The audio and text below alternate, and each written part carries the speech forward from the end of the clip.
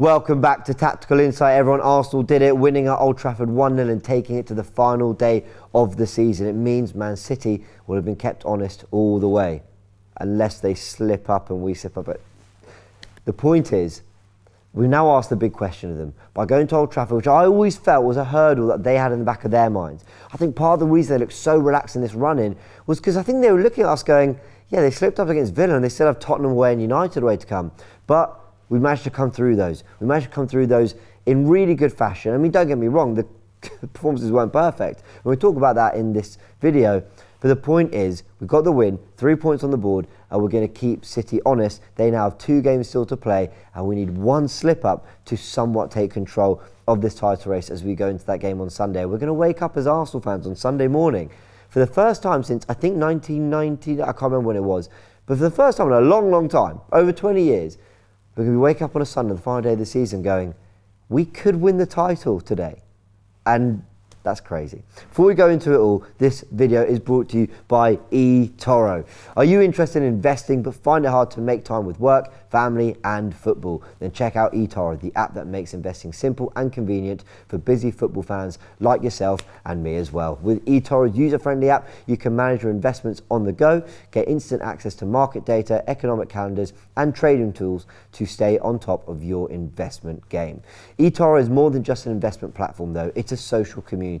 Use the CopyTrader feature to follow successful investors and learn from their strategies while building your portfolio. Trade over 5,000 financial instruments, including 70 cryptocurrencies on over 20 exchanges. Join over 30 million investors shaping their financial future with eToro. Start investing with eToro today. Click the link in the description or go to etoro.com/AFTV. Don't miss out and invest with eToro. Now, Arsenal got the win against United, and we're going to talk about it with the match stats. We always start there. Now, we're going to go into these match stats in a bit more detail later on in the video. But let's just start how we always do on the video by looking at the fact that United had 14 shots to our 11. I'm not going to lie, it felt that way. It felt like they had more attempts on goal, they had more of the ball, they completed more passes, but our XG of 1.8, perhaps a little bit higher than I think feelings at full time would have made you think.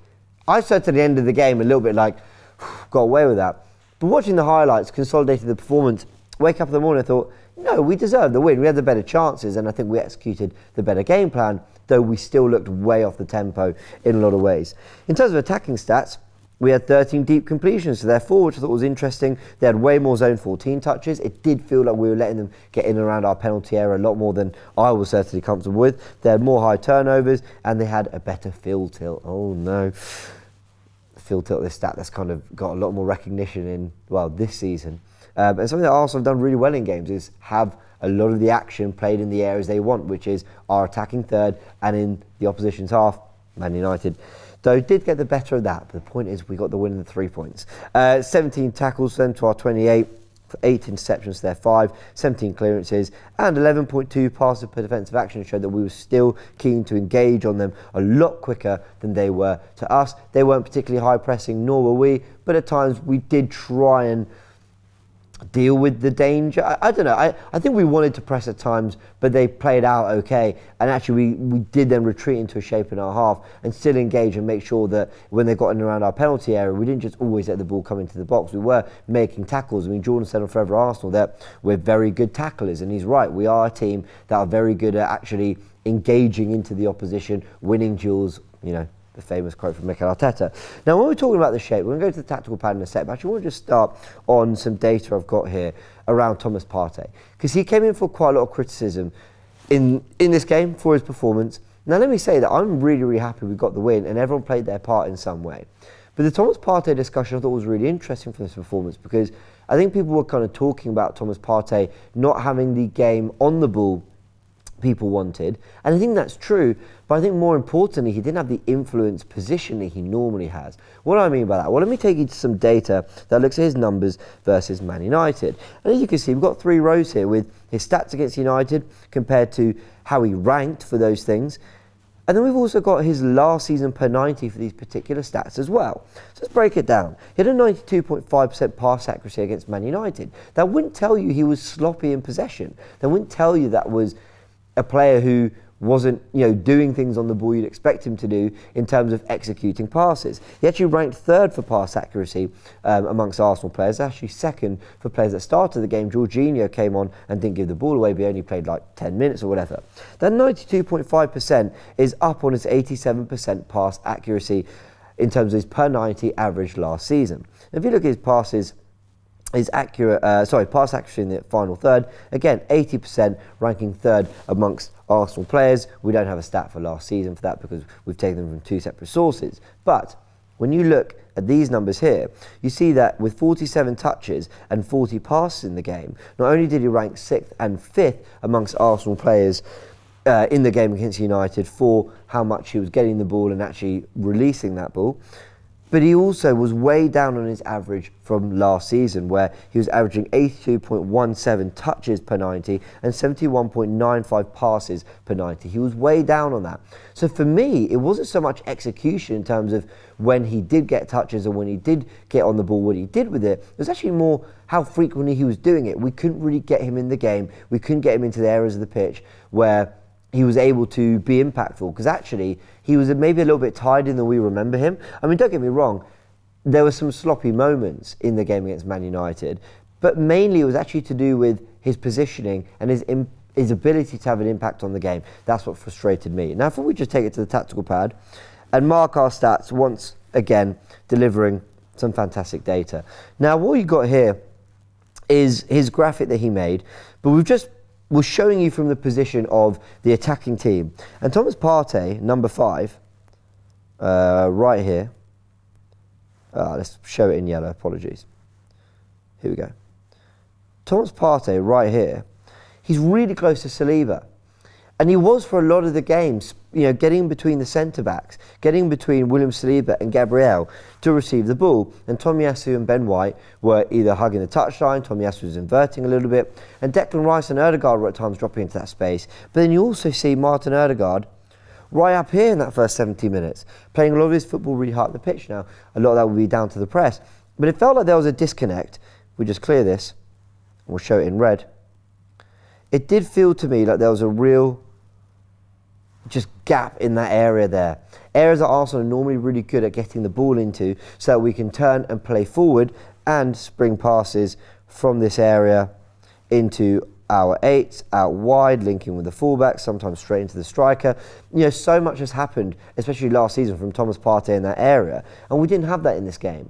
We really didn't have that at all because he was dropping so deep. Declan Rice was struggling, I think, in build-up. He was playing really far wide, and normally, in the absence of a Partey dropping deeper, you got Zinchenko inverting, so if that was Zinchenko there, maybe he'd fill into that space. But we really didn't have any of that in this game, and I think it really cost us in terms of how well we were able to progress against Man United in this game. So if I take you to the two teams here, I mean, worth noting that they set up with two holding midfielders, but essentially a third in McTominay there as well. That's a real makeshift back four. And in fairness, that made Arsenal fans feel like this was a team we could really have a go at. Football doesn't work like that, though.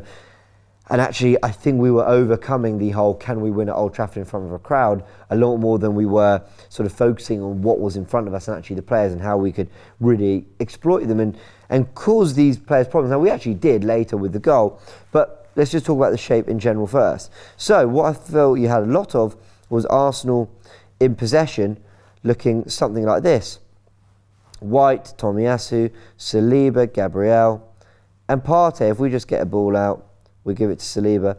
Partey was wanting to drop deep to get the ball, and that sucked in Ødegaard and Rice. So Tomiyasu, White would hug the touchline. Sometimes Tomiyasu would venture there with Havertz there. They were mixing up in different ways, but I actually felt this encouraged Man United to be quite tight and block this area, because they were happy for Arsenal to move it amongst the three there.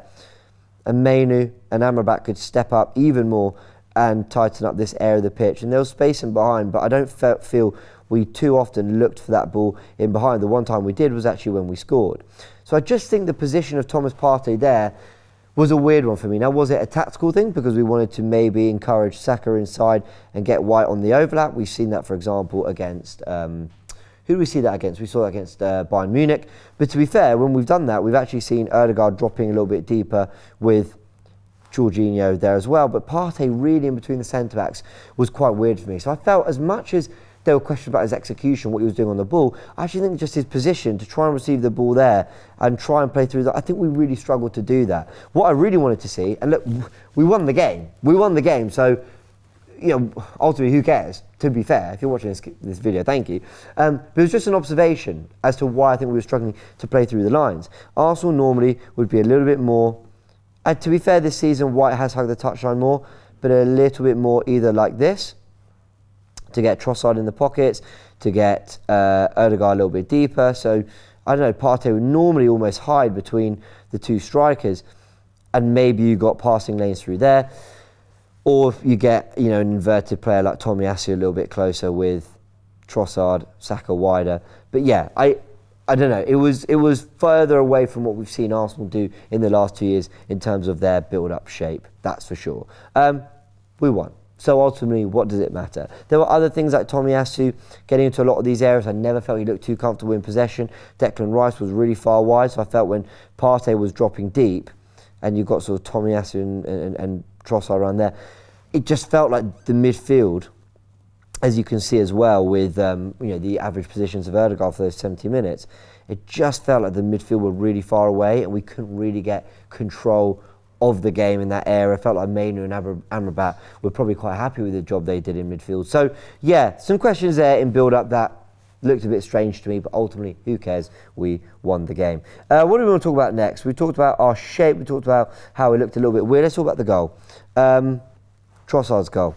Because while I was sort of slightly critical there, that I don't feel we took advantage in terms of getting on the ball, playing the kind of football we can play, being as sharp and incisive as we can be against a very depleted Man United side, I will say this was really, really clever from Arsenal and really from Kai Havertz, because we're pressing them and Onana goes long. Casemiro's offered an option over here.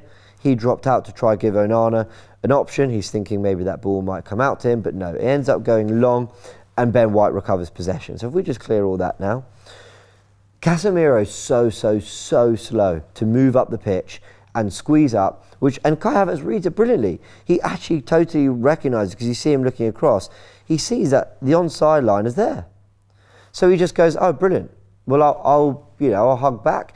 And he clearly gives a really good, shout out to Ben White, because that ball into this space here from Ben White, show it with an arrow, he does it really quickly. He doesn't really have much time. If you look, he doesn't have time to assess whether Havertz is onside or anything. He just hears Havertz calling for it, so he trusts him. He goes, oh, I see my player calling for the ball in loads of space, I'm going to play it.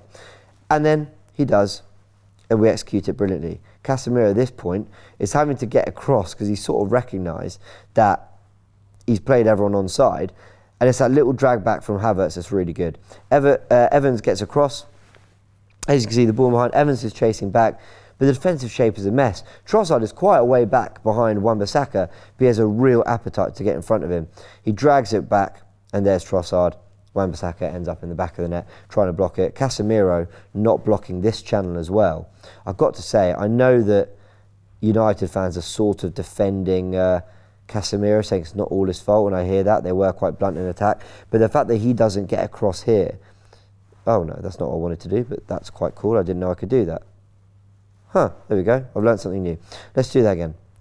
Casemiro here, the fact that he's not blocking that area by just getting himself in front there and ensuring that if this ball comes across, he's there to block it, that it's not going to get done in the near post, and if it's a cutback, maybe him or Wan-Bissaka can get in front. I just thought that was poor from a really, really experienced player like Casemiro, and ultimately Arsenal take advantage and win the game. Look, I've talked about our build-up setup there looking a little bit weird. Defensively, we were sublime, because if we just go back to this, Arsenal were once again really, really rigid and making sure that Partey and Rice, they don't always play that close together, Partey and Rice. Partey will go over and cover, and Rice will sit there. Rice will come across, and Partey will make it a back five as they defend. Arsenal can be really, really fluid, and we've talked about this before. Arsenal will be really fluid in the different defensive setups they can have. It's not just fluidity in the way they attack, it's the setups defensively as well. And Arsenal were really resilient, kept their heads, I think, I will say that. Whilst we were whilst we were sloppy on the ball, I think off the ball, we really kept our heads, we were really resilient, and we came away with, I think, a deserved win. When you look at the Martinelli shot that was saved by Onana, the Rice shot that was saved, Jesus and Rice with some really good combination play that nearly led to a second goal late in the game that would have made it 2-0. I just think Arsenal can say that they had the better chances and deserved the win. United huffed and puffed and were better than I expected them to be, and with the injuries they've had, credit to them, they were competitive. But I think ultimately Arsenal were the better team throughout. Now, Arsenal have been willing to concede possession in games. The fact that we dropped into that shape and were quite defensive, quite resilient, we've done that before. As you can see here, Arsenal's possession ranking and actually their possession average in the Premier League from last season to this season has dropped from the 4th most possession in the league to 6th this season, and from a 59.3% average possession to 57.9%. It's not massive, but it's a drop off. We are technically a better team this season. We have gone further in the title race, and our style of play is to have possession, but we've conceded more of the ball, and it feels like Arteta has been slightly more willing to just go, we don't need possession all the time. We were more defensive at Tottenham, we were more defensive at Man United, and it got us the wins, which last season at United it didn't. And actually this is what's interesting, because I want to show you some really interesting stats here.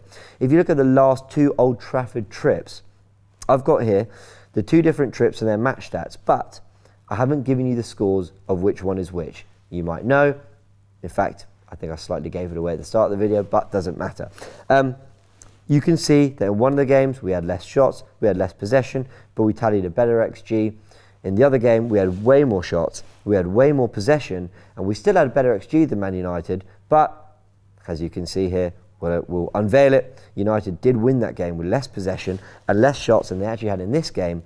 And Arsenal actually won the game with less of the ball, but tallying a better XG. Possession and shots doesn't equal domination, doesn't equal control. They are good stats to have on your side, I suppose, but the big ones are actually we had more shots on target this time. And actually, this time we were far more efficient going forward. And this is where I think Trossard and Tomiyasu are interesting in particular. Let me show you this from Squawka, which is a stat around Leandro Trossard, that 44.7% of Trossard's Premier League goals, that includes for Brighton as well, have come against Big Six opponents. With, how many is that? That's 6 coming against Liverpool, 4 against Chelsea, 2 Tottenham, 2 United, 2 City, and 1 against Arsenal. His goal against Man United also means he has now scored away at every Big Six side. He is a real big game player, Leandro Trossard. This is someone who really relishes the big moments, who is composed, who wants to show up in the big games. And I have to say, and I'm going to just say it, I didn't think he was that great against Man United. I didn't think he was that great against Bournemouth. But he got the second goal against Bournemouth that kills the game, and he got the opener against Man United, and he got the winner against Liverpool. And he has so often got the big goals and the big moments because he's a really clutch footballer. And Tomiyasu I didn't think was great in either game. He was fine, not amazing. And here you've got 2 players that I think on the eye, they're not as aesthetically pleasing as Zinchenko and Martinelli. And what I mean by that is not in terms of stylistically how they play the game. Zinchenko inverts to give you an extra man in midfield and you look fluid and brilliant. And Martinelli is dynamite, right? He's blisteringly fast. He can get in behind. He makes things happen. He feels like he's always busy. He works so hard. Trossard does too, to be fair.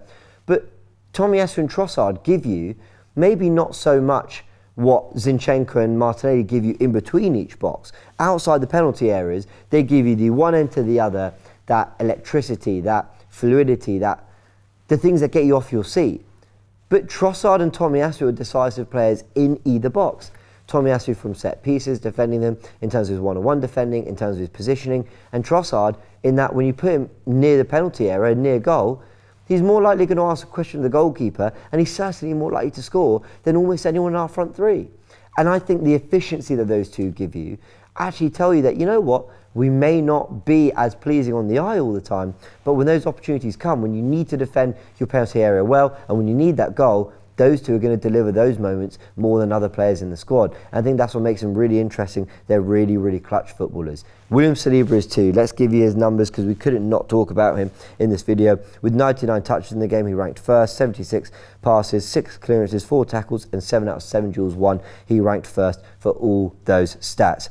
He also won 3 out of his 3 aerial duels. He won 4 out of 4 ground duels, a 90.5% pass success rate as well, and 3 interceptions were other very, very impressive stats. William C was my man of the match. He was utterly brilliant. Now, Graham, unfortunately, was meant to be here today. It was a last-minute change, work-related stuff. Can't blame him. He did all the work, and he really intended on being here. But we still have the closing stats, which we will deliver. He said, Mikel Arteta, that when asked about Arsenal's 27th win in the Premier League, the most we've ever had in a Premier League campaign, he said that's not progress, that is history, referring to Arsenal's 27th win, their most ever in a Premier League season. Now, I thought this was an interesting quote from Arteta because that's a fact. That is history. The most Premier games we've ever won in a Premier League campaign, that's a fact. That's history. Do you remember those things when you don't lift the trophy, if you don't lift the trophy? You know, Liverpool's 97-point tally, I think, they, albeit bettered it the year after with 99 and won the league. But when they got 97 points, was anyone sort of, I think everyone said valiant effort, fair play, but I don't think anyone was going, yeah, we made history though. Some people were saying that is still one of the greatest Premier League teams of all time, even though they didn't win the title, but they did win it the year after. So, yeah, I think we'll reflect more fondly on that if we win the title either this season or next season. Like if we win the title next year, we'll go, yeah, the progress has been brilliant. You know, we pushed City all the way in 22-23, then 23-24 we had our most wins ever, so you can see the trajectory, and then we finally got over the line the year after. But maybe we'll be this season. Who knows? I still hold out hope. He then goes on the rest of his closing stats to say Arsenal kept their 11th away clean sheet in the Premier League this season. Only Chelsea with 12 in the 2008-9 campaign have ever recorded more. 1 more clean sheet and we will have equalled the most clean sheets in a Premier League season. Is that right? Because I'm trying to think of when Chelsea... Anyway, Chelsea's amazing campaign, 15 goals conceded. Anyway. And finally, Kai Havertz, who set up the winner to take the Premier League title race into the last day, has now been directly involved with 14 Premier League goals in his last 13 matches, 8 goals, 6 assists. Really, really impressive from Kai Havertz. Everyone, I hope you enjoyed this video. Hit the like button if you did. And yeah, one to go. And who knows what will happen. I just am excited. I'm hoping Tottenham win. I'm hoping Tottenham do something.